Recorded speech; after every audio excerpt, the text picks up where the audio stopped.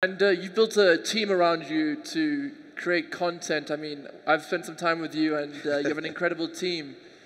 How have you managed to create that team? Is that something you did yourself, or is it something Napa's been instrumental in helping you No, with? I'll be honest, you know, when I play at the end of my career, I didn't think about what I was going to do.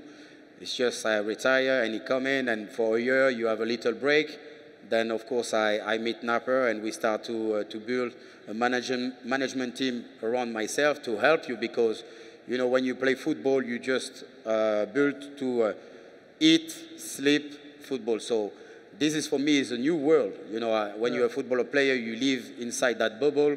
So many times I was asking to Napa, you know, people ask me what I'm doing, and I feel like I'm doing everything. And it was like, chill out, Patrice. You know, just experience many things, and after you're going to be focused on the things driving you the most.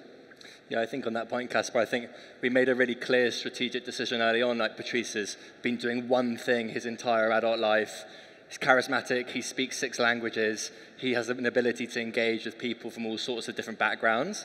And we felt that it was really important to spend a good amount of time just trying stuff, experiencing different lines of business, different kinds of projects, different universes, and only once he'd exposed himself to different ways of working, different kinds of business environments, to start consolidating our focus into the things that really mattered. And I think that patience, and in a way the discipline to not rush into things that come on our